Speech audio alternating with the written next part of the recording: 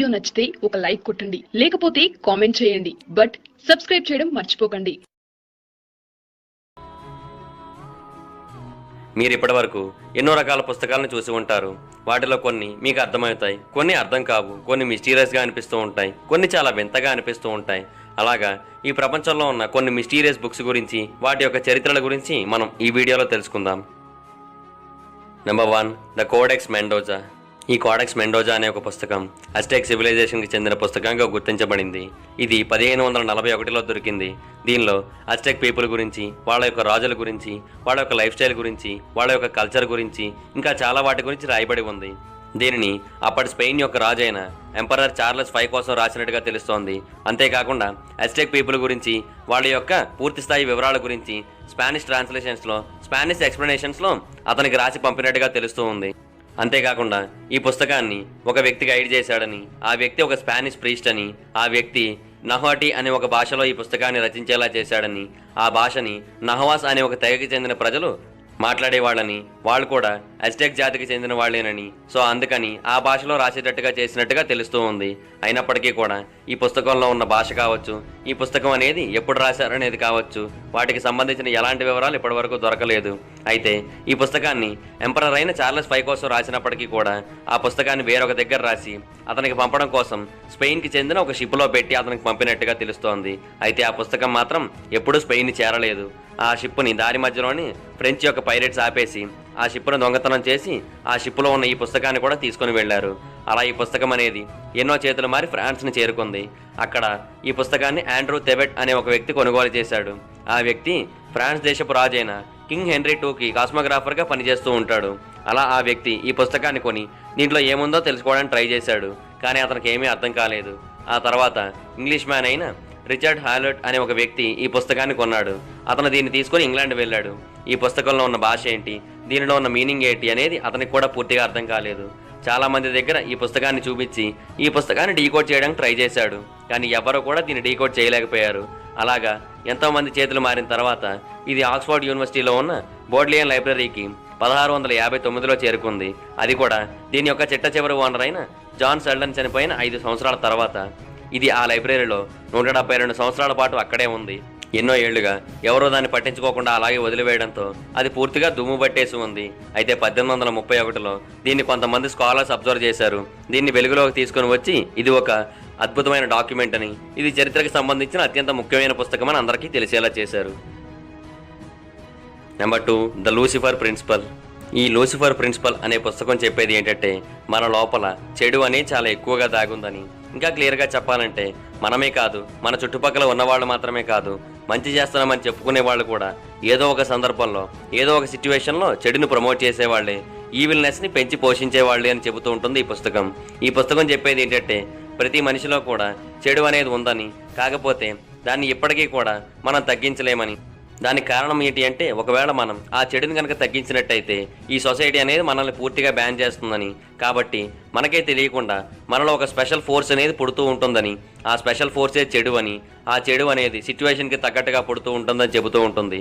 అంతేకాకుండా మనలో సొసైటీ పరంగా కావచ్చు, నేచర్ పరంగా కావచ్చు, చాలా రకాలుగా కూడా ఈవిల్నెస్ అనేది ఉందని చెబుతూ ఉంటుంది. ఈ పుస్తకం యొక్క సబ్ టైటిల్ ఏంటంటే a scientific expedition into the forces of history. ఈ పుస్తకం యొక్క సబ్ టైటిల్ అనేది చాలా పర్ఫెక్ట్గా మ్యాచ్ అవుతూ ఉంటుంది అనిపిస్తూ ఉంటుంది. ఎందుకంటే ఈ పుస్తకం ఈ విశ్వంలో ఉన్న ప్రతి దాని గురించి ఎక్స్ప్లెయిన్ చేస్తూ ఉంటుంది. అంటే ఫర్ ఎగ్జాంపుల్ మనిషిలో ఉన్న సెల్ఫిష్ జీన్స్ గురించి కూడా ఎక్స్ప్లెయిన్ చేస్తూ ఉంటుంది. అంతేకాకుండా మనుషుల్లో ఉన్న టైనియస్ జీన్స్ గురించి, అంతేకాకుండా వార్ఫేర్ జీన్స్ గురించి, అన్నిటి గురించి ఎక్స్ప్లెయిన్ చేస్తూ ఉంటుంది. ప్రతి మనిషిలోని సెల్ఫిష్నెస్ అనేది ఉంటుందని, అంతేకాకుండా ప్రతి మనిషిలోని గొడవ పడాలి అనే ఒక ఆలోచనలు ఉంటాయని, అంతేకాకుండా ప్రతి మనిషిలో కూడా కంటికి కనిపించే వెలుగు వెనక ఎవరికి కనిపించని చీకటి కోణాలు ఉంటాయని చెబుతూ ఉంటుంది. అయితే ఈ పుస్తకం అనేది కేవలం మనుషుల గురించి మాత్రమే కాదు, నేచర్ గురించి కూడా చెప్పింది.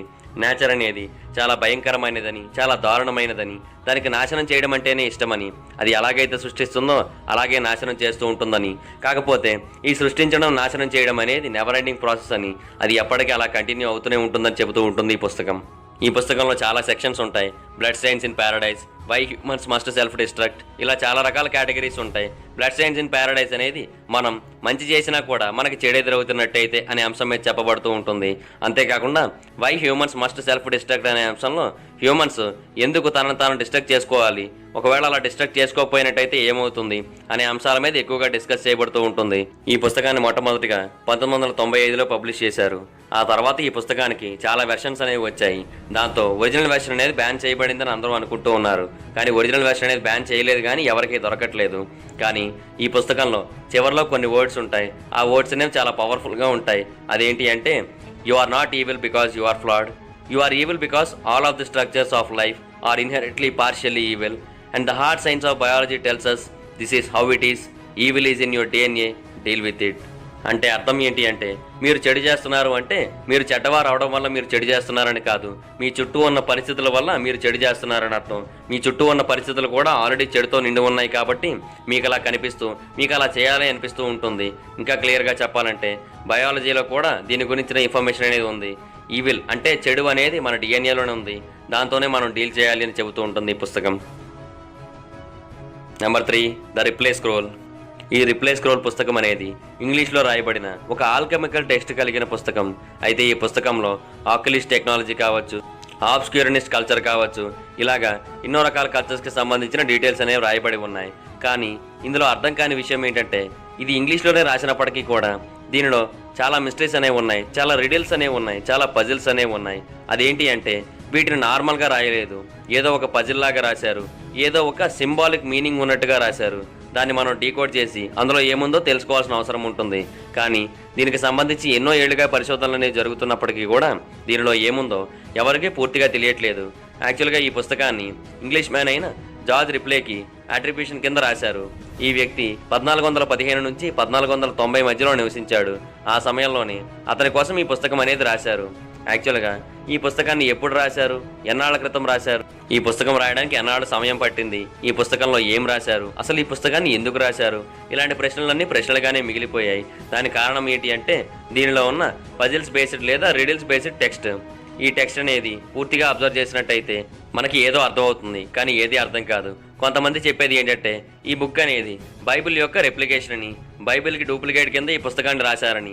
కానీ బైబిల్లో ఏం చేయాలో చెబుతున్నట్టయితే ఈ పుస్తకంలో భవిష్యత్తులో ఏం జరగబోతుందో చెప్పారని అంటూ ఉంటారు.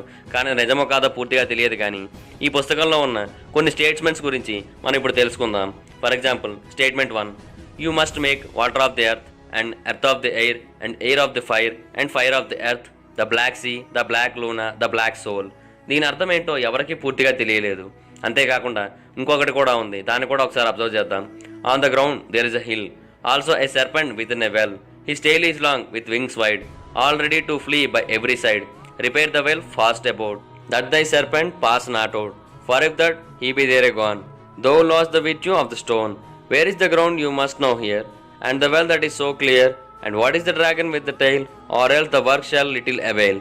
సో చూశారు కదా, ఇందులో ఏముందో ఎవరికీ పూర్తిగా అర్థం కాలే. కానీ మొత్తం ఇంగ్లీషే, మొత్తాన్ని మనం చదవగలం, అర్థం చేసుకోగలం. కానీ దీని మీనింగ్ ఏంటి అనేది, దీని వెనక ఉన్న హిడెన్ మీనింగ్ ఏంటి అనేది అస్సలు అర్థం కాదు మనకి. కొందరు చెప్పేది ఏంటంటే, ఈ పుస్తకంలో ఫిలాసఫర్ స్టోన్ గురించి రాశారంటారు. మరికొందరు చెప్పేది ఏంటంటే, ఈ పుస్తకంలో ఎగ్జిలర్ ఆఫ్ లైఫ్ గురించి కూడా రాశారని చెబుతూ ఉంటారు. ఎన్నో ప్రీషియస్ మెటల్స్ గురించి, వాటి యొక్క అవశేషాల గురించి ఈ పుస్తకంలో రాశారని చెబుతూ ఉంటారు. కానీ దానికి సంబంధించిన ఎక్స్ప్లెనేషన్ అనేది ఎవరి దగ్గర పూర్తిగా లేదు. కొందరు చెప్పేది ఏంటంటే, ఈ పుస్తకంలో ప్యూరిఫికేషన్ ప్రాసెస్లు ఉన్నాయని, ఆ ప్యూరిఫికేషన్ ప్రాసెస్ ద్వారా మనం చాలా తక్కువ ఖర్చుతో చాలా ప్రీషియస్ మెటల్స్ని చాలా ఈజీగా ప్యూరిఫై చేసుకోవచ్చు అని చెబుతూ ఉంటారు. కానీ అది కూడా ప్రూవ్ కాలేదు. కానీ మొత్తానికి ఈ పుస్తకంలో మెటాఫోర్, అబ్స్ట్రాక్షన్, పొయిటిజం, సింబలిజం ఇలా అన్ని రకాల టెక్నాలజీలు మిక్స్ అయి ఉన్నాయి. అందువల్ల ఈ పుస్తకాన్ని గురించి ఎవరూ పూర్తిగా తెలుసుకోలేకపోతున్నారు. దాంతో ఈ పుస్తకం అనేది ఇప్పటికీ కూడా ఒక మిడివల్ ఏజ్ మిస్టరీగా మిగిలిపోయింది. అయితే ఈ పుస్తకం అనేది చాలా ఫార్మాట్స్లో ఉంది, ఒరిజినల్ నుంచి మోడర్న్ వెర్షన్స్ వరకు. దాన్ని మీరు కావాలనుకుంటే ఆన్లైన్లో చదువుకోవచ్చు కూడా. Number 4, the Rohonc codex. ఈ రోహన్క్ కోడెక్స్ అనే ఒక పుస్తకం అనేది ఎవరికి అర్థం కాని ఒక అంతు చెక్కని మిస్టీరియస్ పుస్తకం. ఈ పుస్తకంలో ఉన్న ప్రతి అక్షరం కూడా ఇప్పటి వరకు ఎవరికీ అర్థం కాలేదు. ఈ పుస్తకాన్ని 19వ శతాబ్దం సమయంలో కనుగొన్నారు. దాని తర్వాత అప్పటి నుంచి ఎంతోమంది స్కాలర్స్ కావచ్చు, లాంగ్వేజిస్టులు కావచ్చు, కోడ్ బ్రేకర్స్ కావచ్చు, ఇలాగ ఎంతోమంది ఈ పుస్తకంలో ఏముందో తెలుసుకోవడానికి ప్రయత్నించారు. కానీ వాళ్ళెవ్వరూ ఈ పుస్తకంలో ఉన్న అక్షరాలలో ఒక్క అక్షరాన్ని కూడా డీకోడ్ చేయలేకపోయారు, ఒక్క అక్షరానికి కూడా అర్థమేంటో తెలుసుకోలేకపోయారు. అది ఏ భాషలో ఉందో ఇప్పటికీ ఎవరికీ అర్థం కాలేదు. దీన్ని చూసిన వాళ్ళు చాలామంది చెప్పేది ఏంటంటే, ఇది ఒక మిడిల్ ఏజ్కి సంబంధించిన పుస్తకమని, దీనిలో ఉన్న వర్క్ అనే చాలా పురాతనమైనదని, అప్పటి కాలం నాటి కల్చర్కి సంబంధించిన డీటెయిల్స్ అనేవి ఈ పుస్తకంలో ఎవరో షేర్ చేసుకున్నారని, కాకపోతే ఇది వాళ్ళ దగ్గర నుంచి చేజారిపోయి తర్వాత చేతులు మారుతూ వచ్చిందని చెబుతూ వచ్చారు. అంతేకాకుండా ఈ పుస్తకాన్ని రాసిన వాళ్ళు కూడా ఎవరో పెద్ద మిస్టీరియస్ బ్రెయిన్ కలిగిన వాళ్ళని, ఎందుకంటే వాళ్ళు నార్మల్గానే రాసినప్పటికీ కూడా తర్వాత దీన్ని ఎవరో అర్థం చేసుకోలేని విధంగా ఎన్క్రిప్ట్ చేయడం కోసం వాళ్ళు ది బెస్ట్ కోడ్ని కనుగొన్నారని, ఆ బెస్ట్ కోడ్ అనేది ఈ ప్రపంచంలో ఎంతో మంది యొక్క బ్రిలియంట్ మైండ్స్ అనేవి టెస్ట్ చేసినా కూడా, ట్రై చేసినా కూడా డీకోడ్ చేయలేని విధంగా ఉందని, సో అది అంత అద్భుతంగా, అంత బ్రిలియంట్గా, అంత మిస్టీరియస్గా ఎవరు ఎన్క్రిప్ట్ చేశారనేది మాత్రం ఎవరికి పూర్తిగా అర్థం కావట్లేదు. అయితే ఈ పుస్తకంలో బాగా అబ్జర్వ్ చేసినట్టయితే చరిత్రకు సంబంధించిన ఏవో ఒక డీటెయిల్స్ ఉన్నట్టుగా తెలుస్తూ ఉంటుంది. దీన్ని మొట్టమొదటిసారిగా 1743లో హంగేరీలో ఉన్న రోహనోక్ లైబ్రరీలో కనుగొన్నారు. అందుకని దీనికి ఆ పేరే పెట్టేశారు. అయితే ఈ పుస్తకాన్ని బాగా అబ్జర్వ్ చేసినట్టయితే దీనిలో ఎక్కడా కూడా హంగేరియన్స్కి సంబంధించిన డీటెయిల్స్ అనేవి లేవు. సో ఇది ఖచ్చితంగా హంగేరియన్స్కి సంబంధించిన పుస్తకం కాదని, దీన్ని హంగేరియాకి చెందిన ఎవరో ఒక వ్యక్తి ఏదో ఒక సందర్భంలో ఒక ప్రేయర్ బుక్ అని కూడా తీసుకున్నాడని చెబుతూ ఉన్నారు. అయితే దీని ఆ తర్వాత 1838 వరకు ఎవరూ పట్టించుకోలేదు. ఆ తర్వాత ఈ పుస్తకం అనేది ఇంగ్లాండ్కి చెందిన ఒక వ్యక్తికి డొనేట్ చేయబడింది. ఆ తర్వాత ఇది ఎన్నో చేతులు మారి హంగేరియన్ అకాడమీ ఆఫ్ సైన్స్ చేతికి మళ్ళీ తిరిగి వచ్చింది. అయితే చాలామంది చెప్పేది ఏంటంటే ఈ పుస్తకం అనేది పురాతన ఈజిప్ట్ హీలియోగ్రాఫిక్స్ వంటిదని, ఎలా అంటే రొసెటా స్టోన్ ఎలాగైతే మనకు కనిపిస్తూ ఉంటుందో అలాగే ఇది కూడా ఉంటుందని చెబుతూ వచ్చారు. అయితే ఈ రోహాన్క్ కోడ్ని పూర్తిగా డీకోడ్ చేయడానికి 1840 నుంచి ఎన్నో ప్రయత్నాలనే మొదలుపెట్టారు. కానీ అవేవి ఫలించకపోవడంతో 1884లో మళ్ళీ మొదలుపెట్టారు, 1890లో మొదలుపెట్టారు. కానీ అవన్నీ ఫెయిల్ అవుతూనే వచ్చాయి. కానీ ఈ పుస్తకానికి సంబంధించిన మిస్టరీ అనేది ఎప్పటికీ వీడలేదు. ఇప్పటికీ కూడా ఈ పుస్తకం అనేది పుస్తకాల చరిత్రలో అత్యంత మిస్టీరియస్ మిస్టరీగా మిగిలిపోయి ఉంది. అంతేకాకుండా దీని లోపల ఉన్న మ్యాటర్ అనేది జెన్యూనా లేదా అబద్ధమా అనేది కూడా ఎవరికీ పూర్తిగా తెలియలేదు. ఎందుకంటే దాన్ని డీకోడ్ చేస్తేనే కదా అది నిజమో అబద్ధమో తెలిసేది. సో చూసారు కదా, ఇవి 4 మిస్టీరియస్ మరియు వింత పుస్తకాలు.